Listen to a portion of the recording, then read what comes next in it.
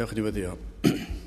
Diolch yn ei ti unwaith eto, Dduw, ein bod yn bresennol yma yn yr oedfa ac yn diolch am cael dod i'th gwmni di ac yn gweddio y bydd yna fendith ar yr holl oedfa. I ni'n gweddio, Dduw, y byddi di yn trigarhau wrthym ac y byddi di yn tywallt ysbryd arnom. I ni yn gofyn o Dduw y bydd y cyfan y byddwn ni'n ei wneud yn dwy'n clod i'th enw di.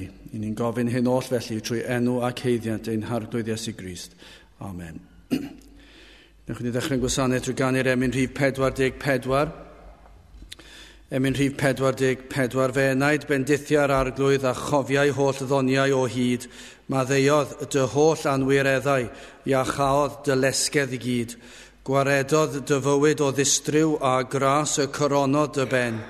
Diwallodd dy fwrdd a daioni, at seinier ei fawl hyd yn en. Emyn rhif 44, gewn ni sefyll i'w chanu.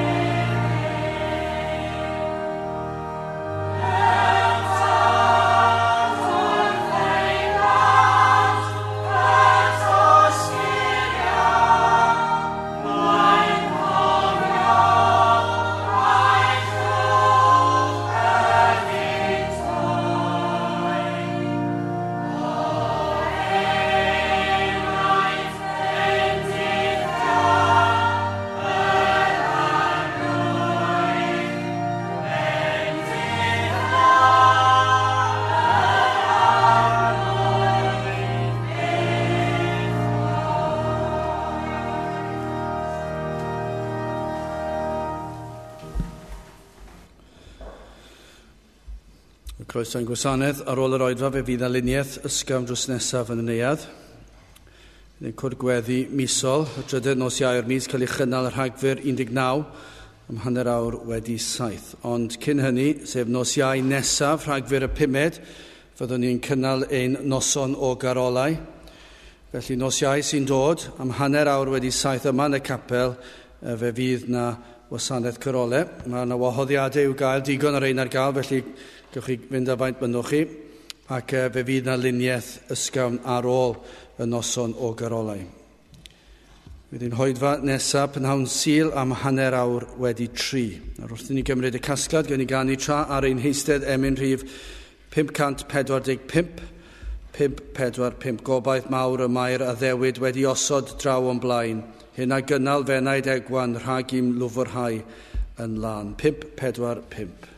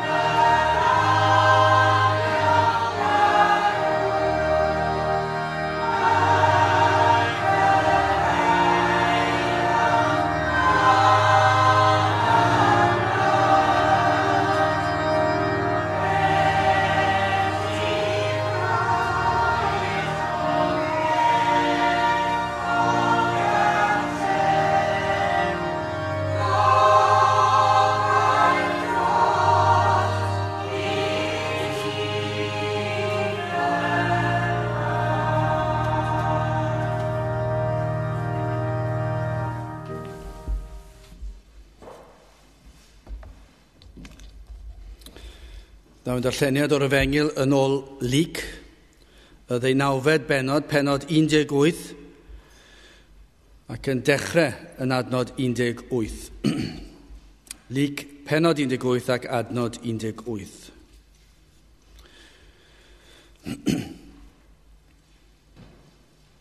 A rhyw lywodraethwr a ofynodd iddo gan ddywedyd athro da wrth wneithir pa beth yr etifedda fi fywyd tragwyddol. A'r Iesu a ddywedodd wrtho, paham ymgelwi yn dda, nid oes neb yn dda ond un sef Duw. Ti a wyddos dy gorchmynion na odi neba, na ladd, na ladrata, na ddw gam dystiolaeth, anrhydedda dy dad ath fam, ac I fe ddywedodd, hyn oll a gedwais o'm hieuenctid. A'r Iesu pan glybu hyn a ddywedodd wrtho, mae un peth eto yn ôl I ti, gwerth yr hyn oll sydd gennyt, a dyro i'r tlodion, a thi ag ei drysor yn y nef, a thyred canlyn fi. Ond pan glybu fe pethau hyn fe aeth yn athrist, canis yr oedd fe yn gyfoethog iawn, a'r Iesu pan welodd wedi myned yn athrist, a ddywedodd, mor anodd yr ar rhai y mae golyd ganddynt I mewn I deyrnas Dduw. Canis haws yw I gamel fyned trwy garau'r nodwydd ddir nag I olidog fyned I mewn I deyrnas Dduw. A rhai a glywsant a ddywedasant a phwy a all fod yn gadwedig. Ac I fe ddywedodd pethau sydd amhosibl gan ddynion sydd bosibl gyda Duw. A dywedodd Pedr, wele, na ni a adawsom bob peth ac ath gan y nasom di, ac fe ddywedodd wrthynt, yn wir meddaf i chwi, nid oes neb ara a dawodd di neu rieni neu frodyr neu wraig neu blant mwyn teyrnas Dduw. Ar ni dderbyn lawer cymaint yn y pryd hwn ac yn y byd a ddaw fywyd tragwyddol. Ac fe gymerodd y 12 ato ac y ddywedodd wrthynt, wele, yr ydym ni yn myned i fyny i Jerusalem, a chyflawnir pob peth ar sydd yn ysgrifenedig trwy'r proffwydi am fab y dyn. Cynnes fe a droddodir i'r cenhedloedd ac a watwerir ac a amherchir ac a boerir arno. Ac wedi iddynt ei phlangelli y lladdasant ef a'r trydydd dydd fe atgyfyd. A hwy'n i ddeallasant dim o'r pethau hyn a'r gair hwn oedd guddiedig oddi wrthynt, ac ni wybiant y pethau a ddywedwyd. Bydde bendit Duw ar iair sanctaidd ef. Gydewch ni nawr droi at ein harglwydd mewn gweddi.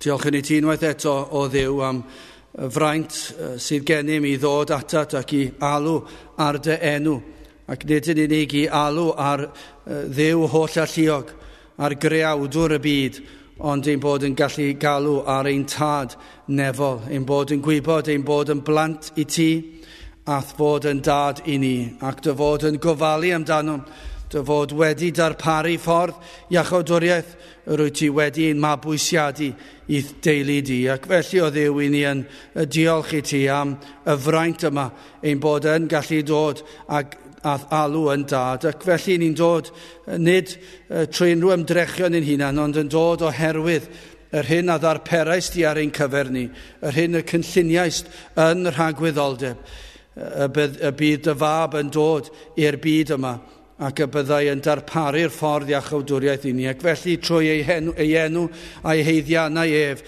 i ni yn dod ata ti y prynhawn hwn, ac yn diolch am yr sicrwydd a'r cadernid yma yn rhoi i ni, ein bod yn gallu galw arnat yn gwybod, dy fod yn gwrando arnom gan ein bod yn blant i ti, ein bod yn gallu galw arnat yn gwybod, nid yn unig o rwy ti yn gwrando arnom, ond o rwy ti yn dymuno ateb ein gweddiau, rwy ti yn Dduw sydd yn dymuno clywed a gwrando ac ymateb i'th blant.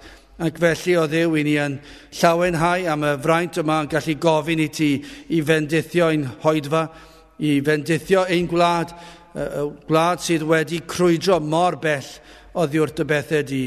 Hyd yn oed yr rhai sydd yn proffesu bod yn blant i ti, yn dymuno byw fel y byd. Ac i ni yn cyffesio Dduw ein bod ni hefyd yn teimlo'r awydd hynny, i efelychu'r byd ac i gael pethau'r byd, i fwynhau teganau'r byd, ac i'n bod yn rhoi y pethau hynny yn aml iawn yn gyntaf yn ein bywydau. Ac felly ni yn gofyn i ti faddau ni am hyn, byddwn ni yn gweld beth yw pwrpas ein bywyd ni, yw i fyw i dy ogoneddu di ath fwynhau di am byth. Ac felly ni yn gweddio, y byddi di yn agosau at bob yr un ohonom, y byddi di yn trigarhau wrthym, y byddi di yn bresennol yma yn ein plith. I ni yn gofyn am y tywelwch hwnnw sydd yn dod o'r nef yn unig. O Dduw, i ni yn gwybod y byddwn ni yn gallu ymdrechu i geisio creu rhyw awyrgylch arbennig. Ond nid yna yw ein dymuniad o Dduw, i ni yn gofyn i ti fod yn bresennol yma. Ar eith bresenoldeb di i ymdawelu ein hyneidiau. Y byddwn ni yn gwybod ein bod yma yn dy gwmni di.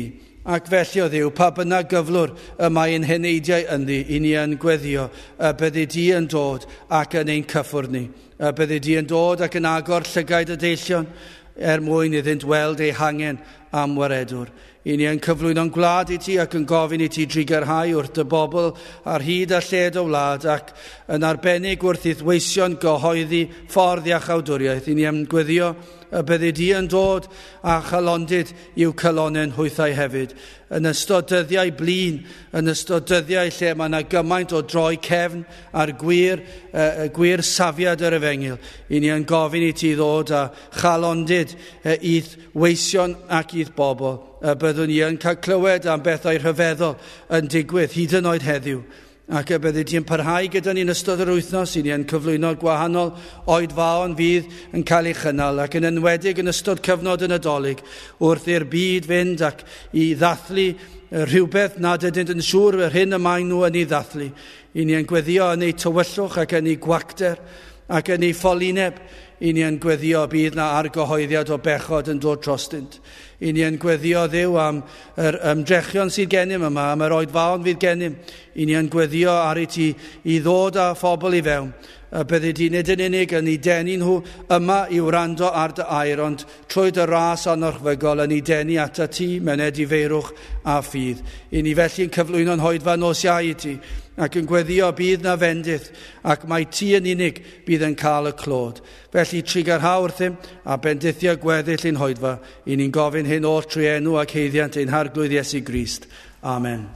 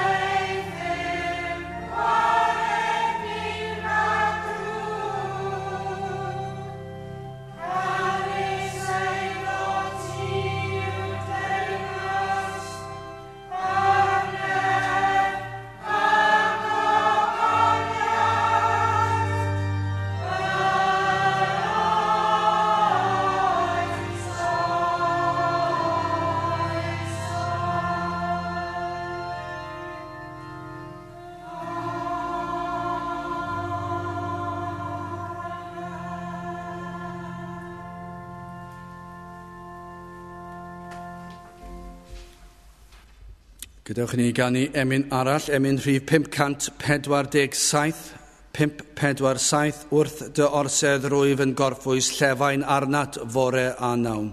547 gen i sefyll uwch ni.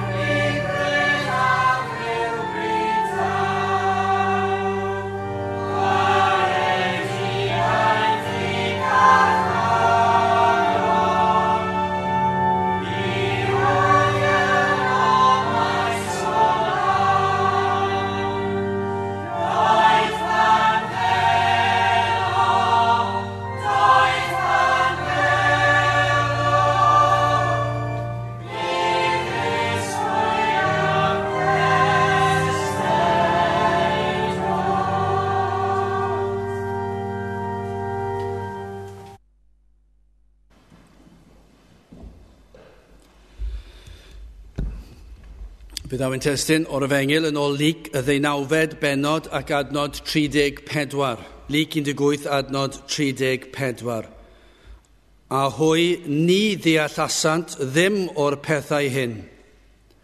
A'r gair hwn oedd guddiedig oddi wrthynt, ac ni wybiant y pethau a ddywedwyd.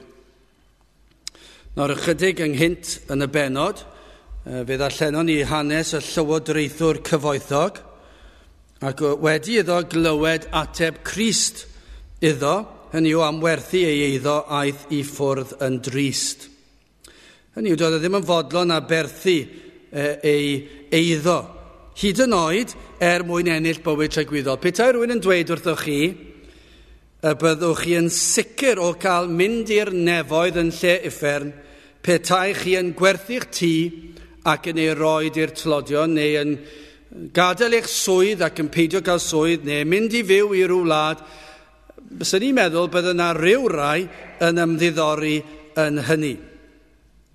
Ond, dyna gafael sydd gan bethau ar bobl. Doedd e ddim yn fodlon. Doedd e ddim yn fodlon. Mai nid yna oedd neges, a bwrdwn y neges oedd gan Grist, ond yr oedd Crist yn gwybod beth oedd ei dduw, sef mwynhau'r presennol a mwynhau pleserau'r byd, ac felly fe aeth ei ffwrdd yn drist. Ond yn dilyn hyn, i ni'n darllen am Pedr yn adnod 28, ac yn wahanol iawn i'r dyn blaenorol, dyma beth mae Pedr yn dweud, a dywedodd Pedr, wele, na ni a dawsom bob peth, ac ath ganlynasom di. Dyna rwy'n gwbl wahanol, ac y mae'n dweud yn wir, yr oedd wedi gadael pob dim mwyn dilyn Crist, ac mae'n wir, ac mae Crist yn cydnabod hyn yn ogystal. Hyn oedd i fod yn wir o lawer o bobl yn y dyfodol. Dyma beth mae Crist yn dweud, nid yn unig wrth gydnabod yr hyn yr oedd Pedr yn ei ddweud, ei fod wedi gadael pob dim mwyn dilyn Crist. Mae'n yn dweud, wel, mae hwn yn mynd i fod yn rhywbeth sydd yn mynd i cael ei brofi gan lawer. Adnod 29 ymlaen, ac i fe ddwedodd wrthynt, yn wir meddaf i'w chwi, nid oes neb ar a dawod di, neu rieni, neu frodyr, neu wraig, neu blant, mwyn teyrnas dduw, ar ni dderbyn lawer cymaint yn y pryd hwn, ac yn y byd a ddaw fywyd tragwyddol. Felly, oedd e'n gwybod, oedd Crist yn gwybod, bydd y llawer yn cael ei taflu allan o'i teuluoedd am ddilyn Crist, am ddilyn Duw. Ond ydyn ni'n gwybod am rai sydd wedi dod yma, falle i Gaerdydd, ac wedi dod i gredu yn ystod ei blynyddoedd yng Nghaerdydd, ac yn dychwelyd i'w cartrefi, falle mewn rhai gwledydd pell, ac ar ôl dweud wrth ei teuluoedd ei bod yn credu yn yr arglwydd Iesu Grist, ei bod nhw wedi cael eu torri allan yn llwyr, ei bod wedi dioddef erledigeth. Ond be mae Crist yn dweud? Pan y mae pobl yn dioddef oherwydd y safiad y maent wedi wneud dros Grist, y bydd na fendith. Fe fydd na fendith ysbrydol. Falle ddim rai tymhorol, rai dearol, falle fydd na ddioddef, ond fe fydd na fendith ysbrydol tra'r y ddeiar. Ond hefyd yn y byd a ddaw yn sicr. Hynny yw fe fyddant yn cael bendith. Tra yma ar y ddeiar, ond yn sicr pan y byddant yn camu mewn i dragwyddoldeb, mi fyddan nhw yn cael ei bendithio am dragwyddoldeb. Dyw Crist ddim yn dilorni'r dioddefiadau a wynebau blant, ac mae e'n ei calanogi am y cysur a ddaw iddynt. Felly chi'n gweld fan hyn, oedd y llywodraethwr cyfoethog, oedd e ddim yn fodlon a berthu dim byd. Na, dwi eisiau cadw popeth i fi fy hun. Dwi eisiau mwynhau, dwi eisiau fy nghyfoeth. Doedd e ddim eisiau troi gefn ar unrhyw beth. Hyd yn oed o'r oedd na ryw ymwybyddiaeth o fywyd tragwyddol wedi iddo fe sylweddoli nad oedd modd iddo fe cael dau dduw, fe ddewisodd e'r un presennol. Un falle bydde dim ond yn para dyddiau. Ond oedd e'n fodlon troi cefn ar tragwyddoldeb. Ond o Pedr yn wahanol, oedd e'n dweud, i ni wedi troi cefn. I ni wedi aberthu, ni wedi troi mwyn dy ddilyn di. Ac mae Crist yn cydnabod hyn, yr wyt ti ac eraill, fe fydd na lawer yn dioddef yn ei bywydau. Fe fydda nhw yn gorfod aberthu popeth fy mwyn ni. Ond dim byd tebyg i'r hyn i ni'n mynd i ddarllen nesaf. Hoffwn ni edrych ar ddioddefiadau Crist yn ôl yr hyn sydd yma yn yr adnodau sydd o'n blaen ni, yn atgyfodiad mab y dyn Ac yna'n olaf tywyllwch y disgyblion. Wel, dyma i chi Aberth, adnod 31. Ac fe a gymerodd y 12 ato, ac a ddywedodd wrthynt, wele, yr ydym ni yn myned i fyny i Jerusalem, a chyflawnir pob peth ar sydd yn ysgrifenedig trwy'r proffwydi am fab y dyn. Nawr, chi'n gweld fan hyn trigaredd Crist, mae e gyda'i ddisgyblion, mae newydd fod yn sgwrsio â nhw, ac mae e yn dymuno paratoi'r disgyblion am yr hyn oedd ar fi'n digwydd. Mae'n gweld, i ni gweld yma sofraniaeth Crist, mae'n gwybod yr hyn sydd o'i flanau. Oedd yn gwybod yn rhagwyddoldeb yr hyn oedd o'i flanau, ond nawr mae'r amser yn agosau, ac mae i chi'n gweld fan hyn eto, sut nad yw yn poeni amdano fe ei hun, mae e'n poeni am ei ddisgyblion, mae'n ei paratoi nhw, mae e'n ei dweud wrthyn nhw, yr hyn sydd yn mynd i ddigwydd. Dwi'n gwybod beth sy'n mynd i ddigwydd nesaf. Ni'n mynd i fyny Jerusalem, dwi'n gwybod. Mae'n gwybod am yr holl ddioddef. Mae'n gwybod am yr holl eiriau cas fydd yn cael ei ddweud. Mae'n gwybod am yr holl gelwydd. Hwna sy'n weithio fe. Y celwydd. Mae'n un peth i cael rhywun dweud beth cas wrthych chi, ond pan mae rhywun yn dweud celwydd amdano chi, mae hwnna yn brifo llawer. Ac mae'n gwybod bod y celwydd, y geiriau creulon, ond mae e hefyd yn gwybod am yr holl weithredoedd creulon sydd yn mynd i ddigwydd. Ac yn arwen i fyny at y groes. A mae'n gwybod pam. Mae'n gwybod pam fod y pethau mae'n mynd i ddigwydd. Felly mae'n cymeryd y 12 o'r neilltu. A chi'n darllen fan hyn, wele, yr ydym yn mynd i fyny i Jerusalem. Nawr, yn amlwg, mae rhywbeth o'i bwys i ddweud. I ni'n darllen fan hyn, y gair wele. Mae'n siarad gyda 12, a wele yr ydym ni yn myned i fyny i Jerusalem. Chi'n edrychwch nawr, gwrandewch y 12, deallwch, cymerwch sylw ar hyn, achos mae yna rhywbeth pwysig gen i i'w ddweud. Mae rhywbeth andros o bwysig gen i ddweud. I mi rydych chi'n gyfeillion i mi rydych chi'n ffrindiau i mi rydych chi'n ddisgyblion i mi, ond dwi eisiau chi ddeall beth sydd yn mynd i ddigwydd ymhen rhai dyddiau, ymhen ychydig amser yn unig. Cymerwch sylw. Yn wir, mae'n teithio i fyny, mae'n dweud, yr ydym ni yn myned i fyny Jerusalem, ac y ddaearyddol, felly maen nhw yn teithio i fyny Jerusalem, ond hefyd ceir yr ymdeimlad yma o ddyrchafu'r galon. I ni'n mynd i fyny Jerusalem, mae'n rhyw fath o ddyrchafiad y galon wrth agosau at y lle y byddai digwyddiadau pwysicaf hanes y byd. Mae Crist yn dweud wrth y disgyblion, nawr, mae'r awr yn dod nawr, pan y bydd un hanesyn mwyaf pwysig yn hanes y byd. Ers y greadigaeth, mae'r proffwydi wedi bod yn sôn am y dydd yma, ac ers y dydd yma, mae pobl wedi bod yn cyfeirio nôl at y dydd yma. Dyma yw y digwyddiad pwysicaf yn hanes y byd. Gall neb ddadle ag hynny. Gall dim un person ar wyneb y ddaear dadle mai dyma oedd y diwrnod pwysicaf oll yn hanes y byd. Ac felly mae yn ei paratoi nhw am y digwyddiadau oedd yn mynd i ddod. Mae'n gwybod pob un manylun, pob gweithred, pob gair. Gwybod y cyfan. Ac mae am i'w ddisgyblion wybod, mae yn ei paratoi nhw ar gyfer yr hyn oedd yn ei disgwyl. Mae'n gwybod bydden nhw'n wan, mae'n gwybod bydden nhw'n ofnus, mae'n gwybod bydden nhw mewn dryswch, ac mae'n dechrau eu paratoi nhw. Dyma beth sydd yn mynd i ddigwydd. Mae llawer yn dod i Jerusalem gyda'i hoffrymau. Ond mae Crist, fan hyn, Crist oedd yr offrwm. Dim dod ag offrwm oedd e. Fe oedd yr un oedd yn mynd i cael ei aberthu. Yr oedd yn mynd i Jerusalem mwyn cael ei aberthu ei hun. Dyma pam dath Crist, dyma oedd prif bwrpas gadael ei gartref yn y nefoedd. Dyma oedd e'n gwybod, dwi'n dod i'r byd mwyn trigo ymhlith dynion, mwyn cael fy nghroesoelio. Dyma yw'r prif ddigwyddiad, dyma yw'r preswm. Oedd y disgyblion wedi cael y fraint o glywed ei eiriau. Meddyliwch chi nawr y blynyddoedd o'n nhw wedi bod o dan gweinidogaeth Crist, yr oedden nhw wedi gweld i weithredoedd wedi profi y ffordd oedd e'n siarad â phobl, y ffordd oedd e'n iachau pobl. Oedd nhw wedi cael bod yn rhan o hyn i gyd. Ond mae Crist am iddyn nhw wybod yr hyn oedd yn digwydd y nesaf. A pam? Y rheswm pam y dath e. Mae am ei paratoi hefyd am iddynt ddeall nid camgymeriad oedd e. Nid yn unig nad oedden nhw'n mynd i cael sioc beth oedd yn mynd i ddigwydd, a mae hwnna'n siŵr o fod yn rhan ohono fe. Yr oedd eisiau nhw wybod, mae yna amser llawn trwbl yn mynd dod o'n blaen ni. Mi rydych chi mynd i fod mewn perygl, ond peidiwch ag ofni. Mae fel petai yn ceisio eu cysuro nhw cyn y digwyddiad. Chi siŵr o fod i cael sefyllfa fel yna, falle rhieni a phlant, a maen nhw'n gwybod bod yna rhywbeth cas efallai, rhywbeth amleserus mynd i ddigwydd, ac felly mae rhieni falle yn trio paratoi'r plant a trio i cael nhw'n barod ar gyfer rhywbeth sydd ddim yn mynd i fod yn bleserus ac yn poeni amdano nhw. Felly byddai cariad Crist yn ceisio dweud wrthyn nhw, mae yna rhywbeth ar fi'n digwydd. Ond falle hefyd, iddyn nhw sylweddoli, mae nid camgymeriad oedd e. Achos mi fydde'r disgyblion wedi bod yn disgwyl rhywbeth gwahanol. Ac felly mae Crist am iddyn nhw wybod, yr hyn sydd ar fi'n digwydd, mae nid camgymeriad yw e. Peidiwch a meddwl mae camgymeriad yw hwn. Peidiwch a meddwl fod yr Iddewon wedi llwyddo fy lladdu. Peidiwch a meddwl fod yr Rhufeinwyr wedi llwyddo fy ngorchfygu fi. Peidiwch a meddwl bod Satan yn fuddigoliaethus oherwydd fy mod i wedi cael fy nghroesoelio.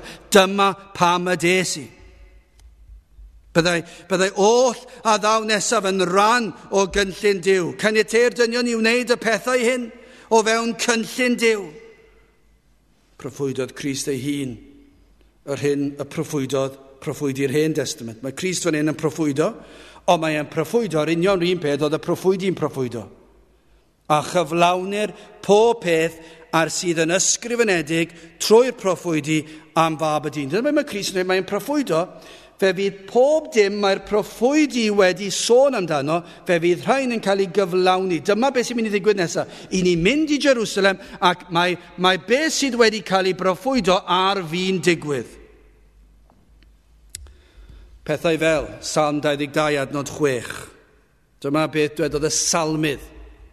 A minnau, prif y dwyf, ac nid gŵr, gwarthrydd dynion, a dirmig y bobl. Pawb ar amgwelant, am gwatwarant, lleisant wefel, ysgydwant ben. Dyna beth sydd yn wir. Dyna beth sydd yn mynd i... Dyma beth oedd y salmydd. Yn Psalm 22, fe ddwedodd y sut yma pobl yn mynd i ymateb i mi. Ac mae Crist yn dweud oedd y disgyblion, dyma beth sydd yn mynd i ddigwydd, mae'r proffwydoliaethau yn mynd i gael ei gyflawni. I Grist wi bod y cyfanaeth yn ifydd fel oen i'r lladdfa. Mae'n mynd ymlaen yn y benod yma adnod 33 ymlaen, cynnes i fe a draddodir i'r cynhedloedd, ac a watwerir, ac a amherchir, ac a boerir arno, ac wedi iddynt ei fflangellu y lladdant ef a'r trydydd dydd e fe atgyfyd. Dyna be mae Crist yn proffwydo sydd yn mynd i ddigwydd. Mae Crist yn disgrifio yn union yr hyn a ddigwyddodd. I ni'n gwybod, mae'n dweud beth sydd yn mynd i ddigwydd ac i ni nawr yn gwybod bod e wedi digwydd. A dyna beth oedd y proffwydi byddai'n digwydd. Pob un manylun.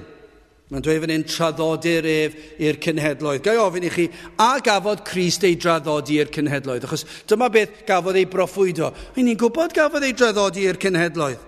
Dyna ddigwyddodd. Yn gyntaf, aeth o law arweinwyr crefyddol i ddewig yr ysgrifenyddion, a'i draddodi i law Peilat, ac yn y diwedd i law milwyr Hufeinig, sef i law y cynhedloedd. Fe ddigwyddodd fe traddodi'r Crist i'r cynhedloedd. Yna, ac a watwerwyr. Mae Crist yn gwybod yr hyn oedd i ddod, a pha mor ofnadw a chreulon oedd hyn. Y di-eog, y pyr, yr un sanctaidd yn cael ei drin fel hyn. Dychmygwch e. Petai chi'n gweld rhyw bobl yn dod i fewn ac yn llusgo rhyw hen ŵr allan ac yn ei camdrinau, ac yn ei giro fe, ac yn ei boeri. Byddech chi'n meddwl, mae'n ofnadw. A petai nhw'n neud allan yn ganol stryd Caerdydd, a petai pobl yn ymuno yn yr hwyl, byddech chi'n meddwl, mae'n ofnadw. Ond onid dyna be wnaethon nhw â Crist a llawer gwaith. Mab Duw, yr un perffaith, yn cael ei drin fel hyn, yn gwneud hwyl am ei ben. Chi erioed wedi gweld pobl yn gwneud hwyl am ben rhywun. Chi siŵr fod i weld yn yr ysgol. Chi wedi gweld yn eich colega, yn eich swyddfeydd, pan mae rhywun yn gwneud hwyl am ben. A nid chwarae caredig, ond yn gwneud hwyl am ben rhywun. Ac yma e'n brifo, wel fan hyn, llawer gwaith. Yn gwneud hwyl am ben, un a oedd wedi dangos gymaint o trigaredd, un oedd wedi gadael y nef mwyn achub gwael eog ddyn, un oedd wedi dod a dangos cariad tuag at gymaint o bobl, ac yma maen nhw'n gwneud hwyl am ei ben, chwerthin amdano. ac yn cael pobl eraill i werthin. A hyn yn dod o galonau llawn cysineb, dim parch, dim trigaredd, pobl nad oedd yn poeni dim amdano na'i deimladau. Ond oedd Crist yn gwybod, oedd yn gwybod y byddai hyn yn digwydd ac mae'n proffwydio hynny. Ac mae'n fodlon. Mae'n fodlon cerdded i Jerusalem, mae'n gwybod, mae'n fodlon. Ond mae am I ddisgyblion wybod a'i paratoi nhw. Mae'n gwybod i'r proffwydoliaeth gael ei wireddu. Byddant yn gosod coron o ddrain am ei ben, yr amharch. Oedd e'n gwybod byddant yn cael ei amharchu. Oedd e'n gwybod fod na goron yn mynd I cael ei osod ar ei ben. Oedd e'n gwybod cyn mynd I Jerusalem, mi fydda rhywun yn gwasgu'r goron ar ei ben. Ond wrth gwrs, nid coron go iawn, ond coron o ddrain. Ac mi fydda'r drain yn mynd i'w ben ac yn gwasgu fe lawr i'w ben, hyd bod y gwaed yn llifo lawr I fochau. Ac wrth I hynny ddigwydd, mi fydda fe'n gwybod y bydda'r dorf yn chwerthin, llawn atgasedd. Ac yna bydden nhw'n rhoi clogin o borffor amdano, a gwneud hwyl am ei ffaith ei fod yn honni, bod yn frenin, ac am herchu'r, ac a boeri'r anodd. Crist yn gwybod a mae'n proffwydo i'r disgyblion. Nawr y 12, gwrandewch, mae hwn yn mynd I ddigwydd. Fe fydda nhw yn fy amharchu fi, mi fydda nhw yn fy ngwatwar I, fe fydda nhw yn neud hwyl am fy mhenni, ac yna fe fyddant yn poeri arna I. Dyna be mae Crist yn dweud wrth y disgyblion. Fe fydd y bobl yn poeri arna I. Mae'n proffwydio hyn hyd yn oed. Ac yn Eseia 50 adnod 6 I ni'n darllen y geiriau yma. Fy nghorff ar oddais i'r cyrwyr, am cernau i'r rhai a dynau y blew, ni chuddiais fy wyneb oddi wrth waradwydd a phoeredd. Byddan nhw'n poeri amdano. Oedd Eseia'n dweud byddan nhw'n poeri amdano. Mae Iesu Grist yn dweud, fe fyddai'n mynd I Jerusalem, ac fe fyddan nhw'n gwneud yr holl beth yma, ac hefyd fe fyddan nhw'n poeri arna I. Mae Crist yn dangos iddyn nhw at ble oedd hyn yn arwain. Byddai yn y diwedd yn cael ei ladd. Mae'n dweud ac wedi iddynt ei fflangellu y lladdantef. Dyma beth sy'n mynd I ddigwydd I fab y dyn. Ar ôl yr holl gwneud hwyl am ben, ar holl atgasedd, a'r poeri, a'r creulondeb, a'r amharch, ar ôl hwnna I gyd, mae'n dweud wrth y disgyblion, yna fe fydden nhw yn fy fflangellu, fe fydden nhw'n chwipio yn y modd mwyaf creulon. Dyna beth sydd yn mynd I ddigwydd. Fe fydden nhw yn fy fflangellu. Ac yna fe fydden nhw yn fy lladdu. A beth ddigwyddodd? Fflangellwyd ef ac croeshoeliwyd ef.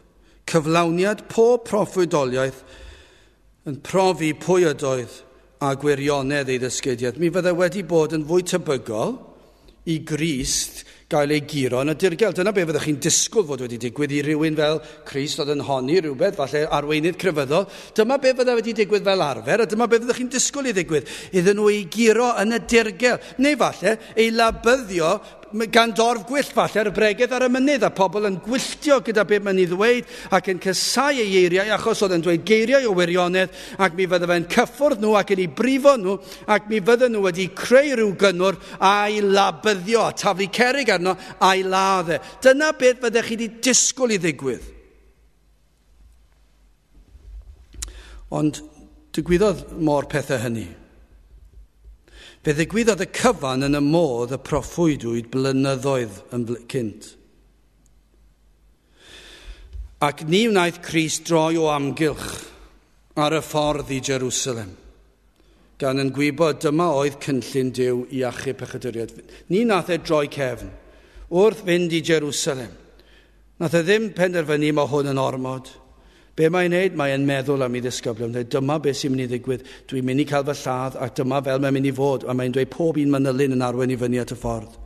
Rhufeiniad 5:8 sydd yn wir. Paul yn dweud eithir y mae Duw yn canmol ei gariad tuag atom o ble gyda ni eto'n bechaduriaid I Grist farw trosom ni. Dyna pam y dath e. Daeth I farw trosom. Daeth I gymeryd cos bytad am bechodau pechaduriaid arno ef ei hun. Ac felly dyma be mae'n paratoi'r disgyblion. Mae'n dweud nhw, dyma be sy'n mynd I ddigwydd. Dwi'n mynd I cael fy ngwrthod a dwi'n mynd I cael fy lladd.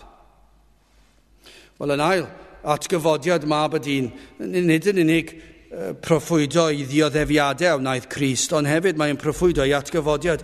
Wrth gerdded tuag at Jerusalem, byddai'r ymwybyddiaeth nawr yn cynyddu am yr holl ddioddef, Ac efallai i chi a fi byddai'r ymwybyddiaeth o'r holl ddioddef sydd ar fi'n dod, os ych chi'n gwybod bod chi'n mynd i fynd i rywle, mynd at y meddyg, at y deintydd, neu beth bynnag, lle falle bod yna rhyw broses poenus yn gwynebu chi, mae yna rhyw bryder, ac os ych chi'n gallu meddwl am reswm i beidio mynd, newch chi join ôl. Petach chi'n meddwl, wel, dwi'n mynd teimlo'n dda, dwi'n ffonio'r ysbyty neu ffonio'r deintydd, dwi ddim yn gallu dod, dwi'n mynd teimlo'n ddigon da. Chi'n falch achos dim rhaid chi fynd trwy'r boen. Neu beth bynnag yw, os yna rhywbeth sydd yn mynd i fod yn bryderus i chi, byddwch chi eisiau troi nôl. Ond dyma, falle yna'r ymwybyddiaeth o'r boen oedd yn dod. Ond dyw Crist ddim yn troi rownd. Ac nid y boen corfforol yw'r broblem. Mae e'n barod yma ni. Mae e'n cerdded yn unionsydd tuag at y man. Mae e'n mynd, mae e'n fodlon ac yn awyddus hyd yn oed byddwch chi gallu dweud. Dwi'n meddwl poeni am hyn, beth yw'r beth sy'n dod â baich ar yr Iesu yw hyn? Yr ymdeimlad yma fod yr awr yn agosau pan byddai'r tad yn troi gefn arno. Dyna yw'r gwirionedd fan hyn.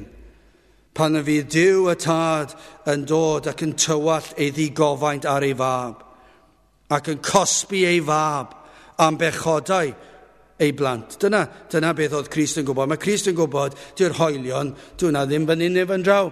Dyw'r goron o ddrain, wel, rhywbeth poenus, mae yna lawer o ferthyron wedi dioddef pethau tebyg. Mae yna lawer o bobl wedi cael eu croeshoelio. Mae yna lawer o bobl wedi cael eu poenydio a wedi cael eu trin yn fwyaf greulon, ac felly mi fyddai Crist yn fwy na pharod i ddioddef. Mae yna sawl merthyr wedi mynd a cael eu llosgi ac wedi mynd yn canu ac wedi cerdded. Peidiwch â clymu fi, fe gerdda i, ac sy'n eisiau chi glymu fi lawr i'r polyn, fe gewch chi gynnu'r matchen ac fe gewch chi fy lladdu yn y fan ar lle. Does dim ot, ac felly bydde Crist ddim wedi troi cef, mi fydde fe wedi cerdded yr holl ffordd i'r groes, dim trafferth o gwbl, ond yr hyn sydd yn peri baich iddo fe. Mae dal yn fodlon neud ond yr hyn sydd yn boenus yw mae'n gwybod fod y tad yn mynd i troi cefn arno. Ac mae holl ddigofaint Duw perffaith yn mynd i cael ei dywallt ar ei fab. Ac mae hwnna'n rhywbeth erchyll. Ond i ni'n gweld yma hefyd fod Iesu Grist yn proffwydo na diwedd y stori byddai'r groes. Mae e'n calanogi'r disgyblion fe fydd na fuddugoliaeth. Na fydd y bedd yn ddiweddglo ac wedi iddynt ei phlangellu lladdant ef a'r trydydd dydd fe a atgyfyd. Dyna be mae'n dweud. Ar ôl yr holl ddioddef, mae'n dweud wrth y disgyblion, fe fydd mab ydi yn codi fyny o'r bedd yn fyw. Mae mor benodol ar ôl trydiau. Mae'n dweud, byddwch chi'n meddwl gyda proffwydoliaethau, wel, does dim proffwydoliaethau gan crefyddau'r byd. Y Cristnogion sydd ar Beibl yma'n llawn o proffwydoliaethau sydd wedi cael ei gwireddu. Ond nid yn unig rhyw proffwydoliaeth, rhyw anelwig, gellir falle dweud, wel, ydy wedi cael ei wireddu a'i beidio. Mae pob un o proffwydoliaethau yr ysgrythyr mor fanwl i ni'n gwybod ei bod nhw wedi cael ei gwireddu. A dyma fan hyn, mae Crist yn dweud, ar ôl 3 diwrnod, fe fydd mab y dyn yn codi o'r bedd yn fyw. Dyna i chi proffwydoliaeth. Mae'r gweddill i gyd yn anhygol, yn ddigamsyniad, ond yma, i ni'n cael rhyfeddod pellach. Mae'n dweud y byddai yn dod yn ôl yn fyw, mae'n dweud pryd yn union. Sut fedrwch chi ddadle â hyn? Bydd tystion di-ri wedi croeshoeliad Crist. Iddo atgyfodi, mae yna pentwr o bobl wedi tystio'n hanes y byd, bod nhw wedi gweld ac yn llygad dystion i weld yr arglwydd Iesu Grist, ac wedi clywed a gweld ei weithredoedd, wedi gyffwrdd ag e. Mae yna bobl wedi gweld, dwi ddim yn fath o proffwydoliaeth, fe fydd Iesu Grist yn atgyfodi ar ôl 3 diwrnod, ac yna pawb yn meddwl, wel, a nath e, wel, maen nhw'n dweud bod e wedi, fe gafwyd tystion, hanesyddol. I Iesu Grist atgyfodi o'r bedd. Ac i ni gweld fan hyn, felly mae cynllun Duw oedd e. Mae Crist yn dweud, dyma beth sy'n mynd i digwydd. Byddai yn dangos ei fod wedi concro'r bedd, ei fod wedi concro Satan a phechod, fe ddangosod fod y tad yn fodlon gyda Aberth ei fab. Dyma beth mae'r atgyfodiad yn neud. Mae'r atgyfodiad yn fuddugoliaeth drwyddi draw. Mae'n gyhoeddiad fod y tad yn fodlon ac Aberth y mab. Fe cyhoeddodd yr atgyfodiad buddugoliaeth lwyr, gogoniant buddugoliaethus y mab, Dyna i chi ogoniant fod Iesu Grist wedi dod o'r bedd yn fyw. Mae'r atgyfodiad yn goron ar y cyfan. Fe brofodd yr atgyfodiad, mae mab Duw ydoedd e. Fe ddwedodd Iesu Grist, mae fi yw mab Duw. Ac nawr mae'r atgyfodiad yn profi'r peth. Profodd yr atgyfodiad llwyddiant y mab yn yr hyn a ddaeth i'w wneud. Profodd yr atgyfodiad mae cynllun Duw oedd hyn. Mae ffordd Duw o ddarparu a chodwriaeth i ddyn. Oni bai am yr atgyfodiad fydd yna broblem. Ond fe profodd yr atgyfodiad mae Iesu Grist oedd pwy dwedodd i fod. Mae fe oedd mab Duw. Gai ofyn i chi, ydych chi mewn penbleth pam fod y byd fel ag ymau? Ydych chi'n meddwl, sut mae pob un a aned yn dioddef o'r union yr un problemau? Heddi, ac oedden nhw 10 mlynedd yn ôl, 100 mlynedd yn ôl, 1000 o flynyddoedd yn ôl, yr un problemau sydd yma, hunanoldeb, balchder, tymer ddrwg, anfoesoldeb, ac bod yr un pobl dros y canrifoedd yn ei chael i'n anodd i wella ei hunan. Ydych chi erioed wedi cael penbleth? Pam bod hwnna mor wir? Pam bod hwnna mor wir? Pan bydych chi'n mynd allan i'r llwythi yng nghanol y jungle trofannol a bydych chi'n mynd i gwrdd â rhywun sy'n erioed wedi cwrdd â unrhyw un allan o tu allan i'r jungle, bydych chi'n cwrdd â nhw, mi fyddech chi'n ffeindio pobl hunanol, pobl balch, pobl creulon sydd â thymer a sydd yn trio gwella ei hunan ond ddim yn gallu. Lle bynnag ewch chi? Os ewch chi unrhyw ran o Brydain, a cyfarfyddwch chi a phobl sy'n dod o'r Alban, o gogledd Lloegr, o dde Lloegr, o ogledd Cymru i Iwerddon, a petach chi'n cwrdd ag unrhyw un, a falle rhywun dod o Ffrainc neu o'r Almaen, petach chi'n cael sgwrs yn nhw gyd, mi fyddech chi ymhen chydig bach amser yn ffeindio mas bod y bobl yma yn hunanol, a thymer, ac yn gallu bod yn anfoesol ac yn greulon, a'r un problemau sy'n phob un o'n nhw. A pam maen nhw'n dweud, nes i trio gwella fe hun bod nhw'n methu. Pam nad oes rhywun rywle sydd wedi osgoi cryfangau pechod? Ydych chi rioed wedi meddwl y pethau hynny? Wel, onid yw bywyd a marwolaeth ac atgyfodiad Iesu Grist yn datgan y rhesymau a'r atebion am hyn i gyd. Dyma pam dath Crist i'r byd, oherwydd yr holl broblemau yma. Dyma oedd cynllun Duw. Rhaid oedd i Grist dod a chyflawni'r gyfraith, byw bywyd perffaith, rhywbeth does dim un person erioed wedi llwyddo i wneud, ond yma yna un yn hanes y byd, sef mab Duw, Iesu Grist, wedi gyflawni. Fe wnaeth e hyn yn ein lle ni, gan nad ydyn ni'n gallu gwneud hynny, ond fe wnaeth Iesu Grist cyflawni bywyd perffaith ein mwyn ni, mae e'n ei roed ein ni. Fel ein cynrychiolydd, fe gyflawnodd e fywyd perffaith. Mae'n dweud, ydych chi byth yn mynd i gallu wneud e, ond fe rodda i fy mywyd perffaith i chi. Ond yna bu rhaid i Dduw cosbi. Rhaid cael cyfiawnder. Dydy Duw ddim yn gallu brwsio pechod o dan y carped.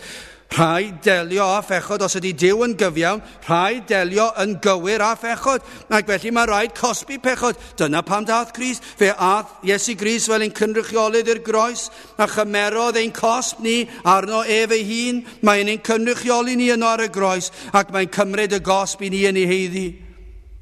Ond fydde hyn i gyd yn ddiwerth. Petai Iesu Grist dal yn y bedd. Petai Iesu Grist dal yn y bedd, fydde rwy'n gallu dweud, wel, pwy oedd e te? Dyn fel chi a fi. Ond fe brofodd yn ei atgyfodiad, mae fe oedd mab Duw, ac mae gwir oedd pob un o'i eiriau. Does dim un person yn hanes y byd erioed wedi wneud yr hyn a wnaeth Crist. Wedi byw fel y gwnaeth, wedi marw fel y gwnaeth, ac atgyfodi fel y gwnaeth. Iesu Grist yw mab Duw, dyma beth mae'n ei ddweud fan hyn. Dyna gadernid felly, pa mae Iesu Grist yn dweud yn ei eiriau fe, yn ei athrawiaeth e, mae'n rhoi fath gadernid ar y ffaith ei fod e wedi atgyfodi o'r beth. Ioan 3:6, dychmygwch petai Crist heb atgyfodi o'r beth. Sut fath o adnod fydde hon? Canis felly y caro Duw y byd. Fel yr hoddodd fe ei unig anedig fab, fel na choller pwy bynnag y gredo ynddo ef, ond caffal ohono fywyd trygwyddol. O blegyd ni ddanfono Duw ei fab i'r byd i ddamnio'r byd, ond fel yr achubyd y byd trwyddo ef. Dychmygwch petai Crist ddim wedi atgyfodi. A byddem yn rhoi cadernid yn y geiriau yna, byddem ni ddim yn siŵr am y geiriau yna. Ond mae Crist wedi atgyfodi o'r beth, a mae e wedi concro pechod, a Satan, ac uffern, ac wrth atgyfodi o'r beth, yna mae geiriau fel hyn, felly caro Duw y byd, fel yr hoddodd ei unig anedig fab, a hwn fel na choller. Pwy bynnag a gredo ynddo ef, ond caffael honno fywyd tragwyddol. Na choller, oherwydd yr atgyfodiad, rhoddydd cardernid i'r geiriau yna. Os credwch chi yn Iesu Grist, os bwyswch chi ar Grist yn unig, yna ni fyddwch yn golledig. Dyna'r geiriau'r ysgrythur, dyna'r geiriau'r efengil.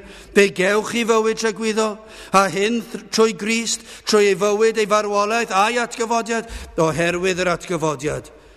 Ceir cadernid i eiriau fel Ioan 6:37. Yr hyn oll y mae'r tad yn ei roddi mi a ddaw ata fi, a'r hwn a ddel ata fi, nes bwria fe fallan ddim. Dychmygwch chi, petai Iesu Grist wedi dweud wrth i ddisgyblion, mi rydw i yn mynd i Jerusalem. Ac maen nhw'n mynd i wneud hwyl am fy mhenni, maen nhw'n mynd i fy nghysau i fi. Wel, mae yna siawns o hwnna ddigwydd, ond falle ddim o reidrwydd. Byddech chi'n meddwl, wel, ydy hwnna'n ddigon. Wedyn maen nhw'n dweud, maen nhw'n mynd i fy ngwatwar i, maen nhw'n mynd i fod yn rhai sy'n mynd i amherchu fi, maen nhw'n mynd i boeri arna fi. Yna maen nhw'n mynd i fy fflangelli, nawr i'n mynd yn fwy manol, ac yna maen nhw'n mynd i fy lladdu. Ond dwi'n mynd i atgyfodi ar ôl 3 diwrnod. Dychmygwch chi petai e ddim wedi atgyfodi ar ôl 3 diwrnod. Bydde dim pwrpas i weirio fe. Ond fe atgyfododd e, fe ddath yn ôl yn fyw. Fe goncrodd e'r bedd, y mae e'n ffaith hanesyddol. Pam felly nad ydych yn troi ato, a chredu ynddo, a phwyso arno, ac ymddiried ynddo. Dewch ato, dyna beth yw'r efengil. Gwir yw pob gair a ddywedodd Crist, gwireddwyd pob proffwydoliaeth amdano. Dyna i chi ryfeddod. Mae pob proffwydoliaeth a ddywedwyd am Crist wedi ei wireddu. Mae pob beth ddywedodd Crist byddai'n digwydd iddo fe yn cael ei wireddu. Ac fe gafodd e, fe ddwedodd Crist wrth fynd i Jerusalem, dyma beth sy'n mynd i ddigwydd, a fe ddigwyddodd e. Ac ar ôl 3 diwrnod fe ddath yn ôl yn fyw. Mae'n od, chi gallu darllen llyfrau hanes am pethau llai pwysig a credu nhw, ac falle bod yna rhyw gelwydd yna.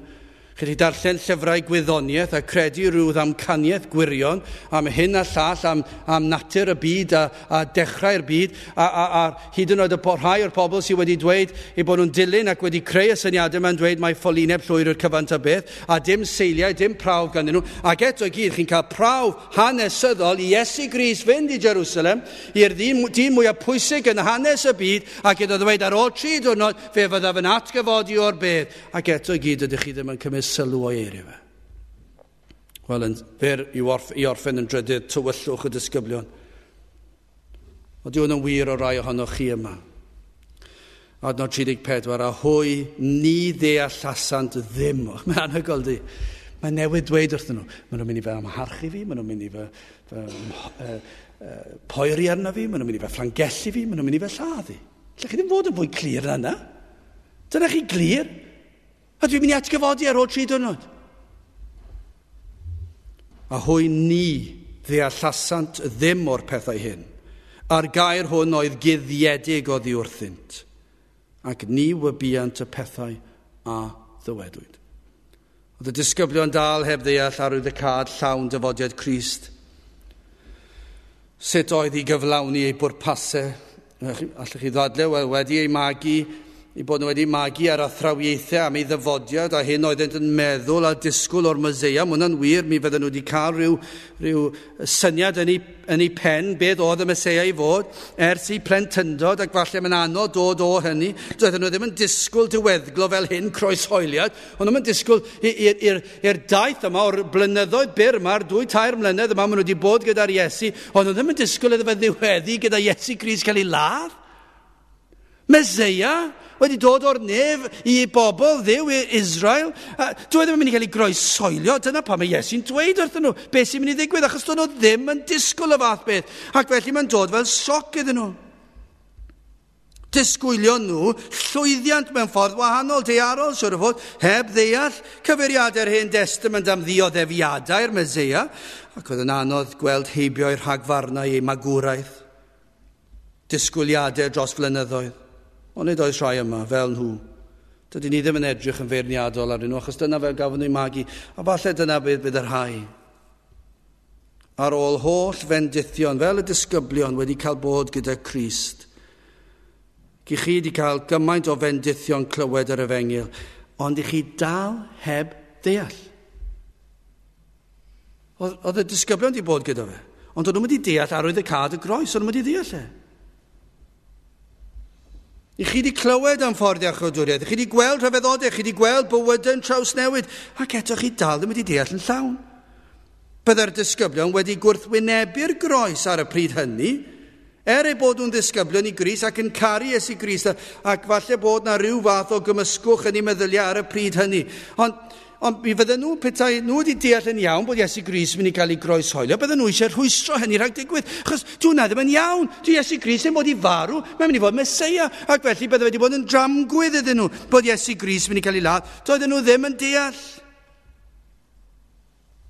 Colled byddai'r groes iddyn nhw, doedden nhw ddim yn deall mae hyn oedd ffordd Duw o ddarparu a chodwriaeth. Ond nid yw'r groes yn dramgwydd i lawer heddi. Pobl crefyddol yn bennaf, mae'n dramgwydd i bobl sydd ddim yn crefyddol, sy'n taten ots dyn nhw'n agos. Dim ots o gwbl am y groes, am Iesu Grist. Maen nhw'n byw i bywydau i bleser. Ond i bobl crefyddol, mae'r groes yn dramgwydd. Hynny yw, mae'r groes yn dramgwydd fel i ni'n pregethu fe. Amser y Nadolig ac amser y Pasg, fe fyddwch chi'n clywed am lot o bethau neis am Iesu Grist gael ei eni, ac yna amser y Pasg, mynd i'r groes, a mae yna rhyw lun bach pert o Iesu Grist ar y groes, a pawb yn meddwl bod yn stori bach ddiddorol, a arwydd o gariad, bod Iesu Grist i marw trosom ni gyd, a dyma'r geiriau maen nhw'n defnyddio, ac felly mae yna rhyw elfen bod nhw'n derbyn y groes, ond yr eiliad maen nhw'n clywed pregethu'r groes, fel mae'r ysgrythyr yn ei ddweud, mae'n dramgwydd iddyn nhw. Chos mae cymaint heddi yn dweud mae ffordd dod yn Gristion yw bod yn dda.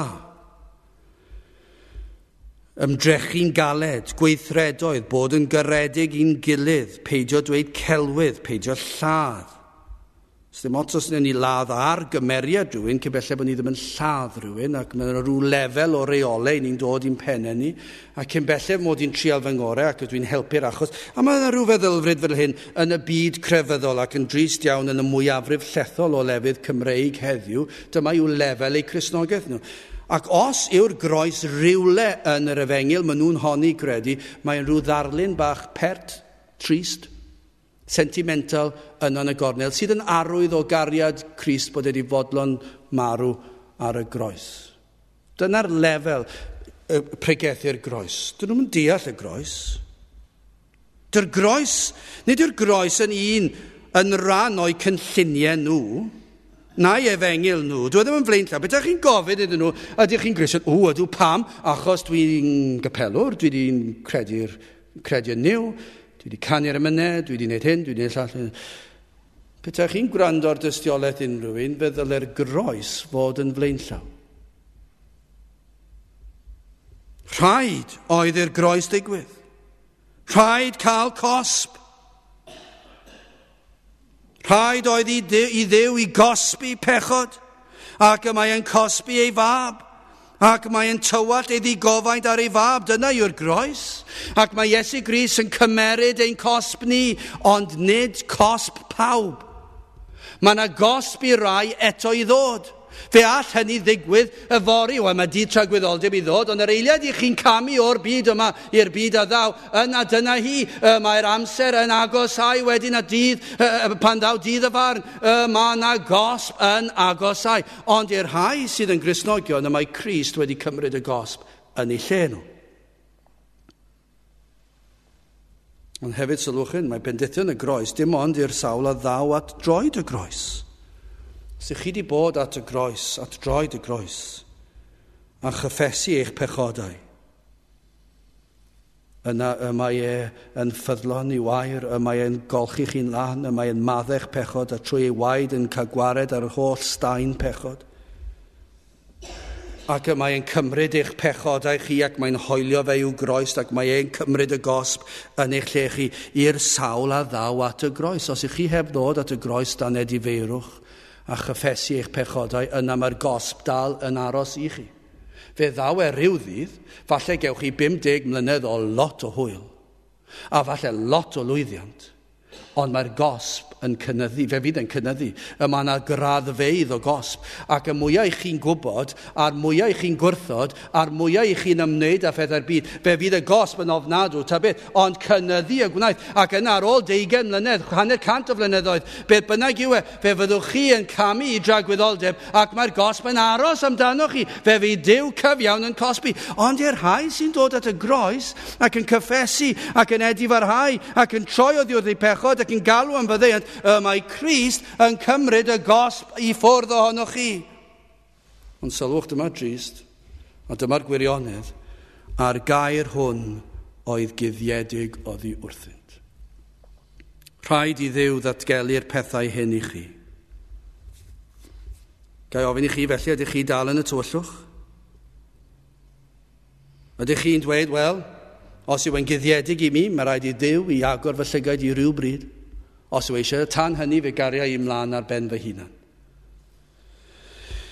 Wel, na safle o bryder, achos felly fyddwch chi, falle, ond i bai i Dduw ddangos i drigaredd i chi, ond mae siarad felly falle'n dangos calon galed, achos y cyngor sydd gennym i roed i chi yw hyn.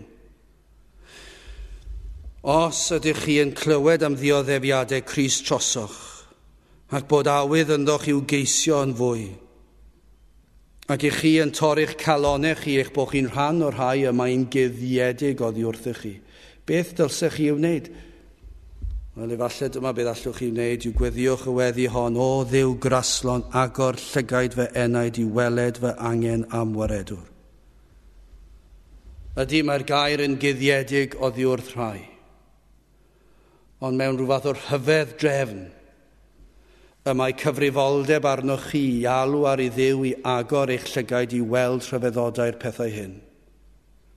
Gweddiwch y weddi yna, o Dduw graslon, agor llygaid fe enaid i weled fy angen am waredwr. Chi'n gwybod beth, mae cyffesu bod eich llygaid mewn tywyllwch yn gam cyntaf ar y daith i edifeirwch.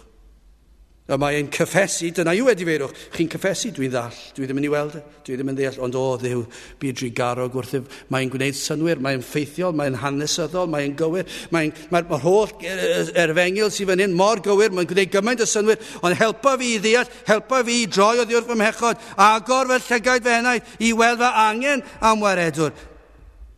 Mi fyddai geiriau Crist i'r disgyblion, y proffwydoliaeth yn dod yn gliriach iddynt maes o law. Iesu Grist hefyd yn gwybod na fydden nhw'n deall. Mae dal eisiau paratoi nhw, ond mae e hefyd yn gwybod wedi ei groeshoeliad, wedi ei atgyfodiad, fe fyddant yn cofio ei eiriau ac fe fyddan nhw'n deall. Gwir yw'r gair, hwn oedd mab y dyn, hwn oedd mab Duw. Fe ddywedodd e ac fe wnaeth e, ac mae wedi gwneud y cyfan ein mwyn ni. Daw dydd pan byddant yn deall holl arwydd y cad eiriau.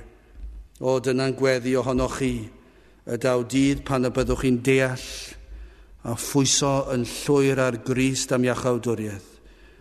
Tan hynny, os dal mewn tywyllwch, y byddwch chi yn gweddio y bydd Duw yn drigarog wrthych ac yn agor eich llygaid i weld eich angen am waredwr. Gadewch i ni weddio. Diolch i ni ti o Dduw am yr holl broffwydolaethau sydd yn dy air di. I ni yn diolch i ti am broffwydaeth Iesu Grist ei hun am yr hyn oedd i ddigwydd iddo ef. Ac i ni'n diolch i ti o Dduw iddo hyn oll gael ei wireddu, iddo fynd i'r groes yn ifydd, iddo gymeryd ein cosb arno ef ei hun, ac yna iddo ddangos ei fod wedi concro'r bedd, ei fod wedi concro Satan, ei fod wedi concro uffern a wedi concro'n pechod trwy gymryd ein cosb arno ef ei hun, trwy atgyfodi yna o Dduw yn fuddigoliaethus ar y trydydd dydd. I ni yn llawenhau am hyn ac yn gweddio hyd yn oed heddiw y bydd ysbryd ar waith yn agor llygaid deillion mwyn iddynt weld ei hangen am waredwr. Trigger ha felly wrthym, i ni'n gofyn hyn o trwy enw ac heiddiant ein hardwydd Iesu Grist. Amen. Dewch ni orffen ein gwasanaeth trwy ganu'r emyn rhif 305 a 306. 35 wele wrth y drws yn curo Iesu, tegwch nef a llawr. 35 a 36.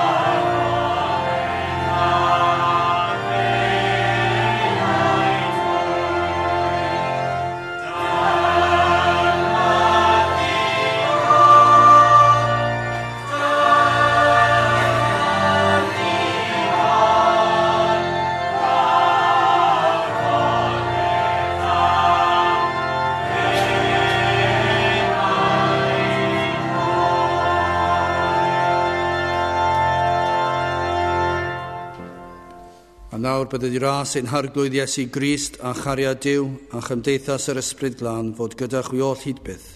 Amen.